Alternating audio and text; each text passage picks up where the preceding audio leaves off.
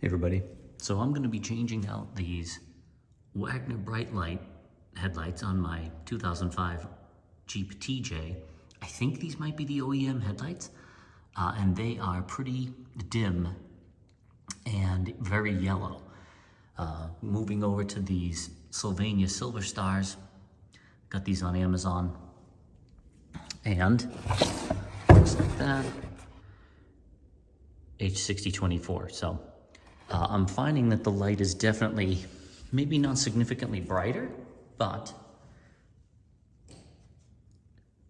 quite a bit whiter, which I think. Let's change out the other side and see how this goes. What you're gonna need is a Torx T15 bit, and first we take off the trim ring. There's one here, here, and here. There's only 3.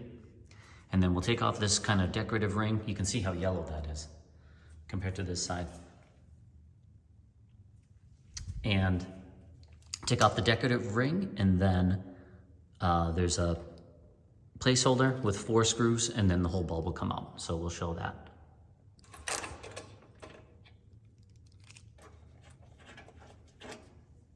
It is oriented, obviously, in a certain way, so this little notch is helpful.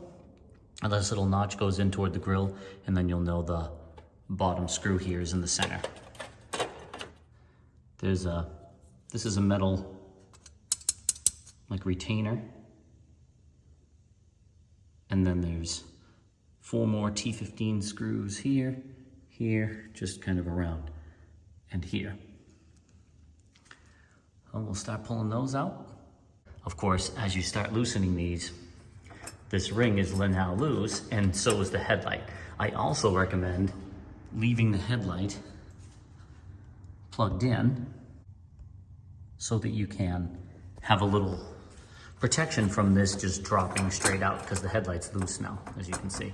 So I left this screw for last, that way I can get my fingers under there while I'm unscrewing. And then this whole ring will come out, of course, and then the headlight will be free. Leaving it plugged in will help you from having it drop out, so you don't have to manage both the screw and the ring and the headlight. The headlight will stay in place. Okay, so I got that last screw out, and this trim ring just falls right off, or this, whatever this is, retainer ring, and now you'll see the headlight's gonna drop. And it's totally free. Rather than yank the wiring harness, because it is screwed back here with a ground, and you don't want to mess with that. You can see there's a ground wire here, and it's attached to your headlight harness. So rather than yank the headlight out and try to disconnect it in the front, I recommend going around back and just unplugging the harness from the back here. And I'm gonna do that. So, that's out. Here's the old one. See you later, Wagner. And let's see how this Silverstar compares. Just by sort of looking at them side by side, you can see that this is definitely a whiter, brighter colored light. You can see kind of the yellow sheen to this Wagner one. So definitely a significant color temperature difference with regard to brightness. We'll see how it shows up on the paper. I have the high and low beam lines marked here, and we'll get an idea of the shape of the light. But this just reverse the procedure to pop this back in. Any tips I can offer is I would put the light in and connect the harness. That'll hold the light. And now, the interesting thing about these lights are, I found these are keyed on the back to fit into this bracket here. See, there's notches, and so that will orient the light correctly. You can just sort of feel it. It's pretty much when the words are straight on, but it will kind of click into place and sit where it's supposed to. And then you'll know you're in correctly. Okay, helps when the retainer rings in, but you'll see it's locked. See, I'm trying to turn it right now. So it'll drop into its seat here and stay oriented correctly. So I just screwed in the opposite corners of this mount ring here just to make sure it's in and snug. And then before I bother putting everything back together, I'll do a quick test. Then I'll screw these other screws in, put the trim ring in, and then we'll see how it looks. Okay, that's all 4 screws in this trim bracket. Headlight feels nice and solid. It's not gonna vibrate or wobble, sitting in its place. This one's solid too, and I'm just gonna put this chrome trim ring back in the way we talked about, how this is oriented right here. This will just pop right in. I'm gonna try to line that up and then pop it straight in. It's hard to do with one hand. Actually, it's not that bad. And just make sure you're all lined up here, and then put the screws back. And then I'll show you how it looks on the wall. All right, and there we go. We're all back together. Everything's looking fine. It's nicely seated.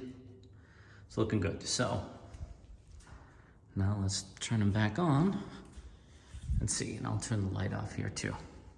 This is about as dark as I can get in the garage for now, and you can see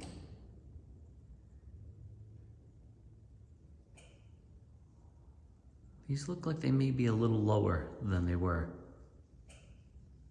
The high beam was up to that blue tape, second blue tape, and the low beam was right at the blue tape before. I also feel like there's more diffusion laterally of light. It seems like there's a broader spread of light where the other one was a little more focused.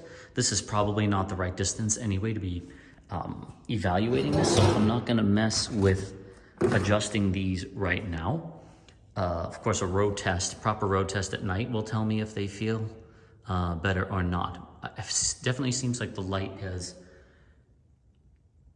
a different color, and certainly more, like I said, side-to-side vision seems better. And a high beam looks pretty good. I'm not, like I said, I don't think I'm floored by brightness, but I'll be able to tell at night for sure. There's a lot of times I'm driving around and I keep double checking to see if my headlights are even on. That's how dim the other ones were and how yellow. So I think the color temperature is gonna make the most difference in these.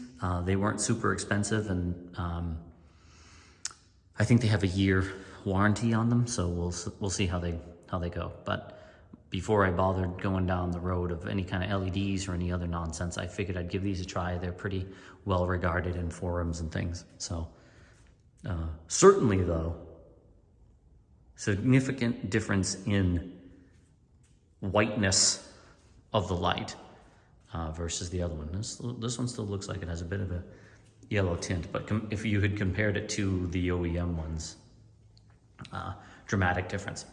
Anyway, hope that helps someone. I'm gonna give this a road test hopefully tonight, and then if I need to adjust, I'll do a different video on adjusting these. Hope those tips were helpful. Safe driving.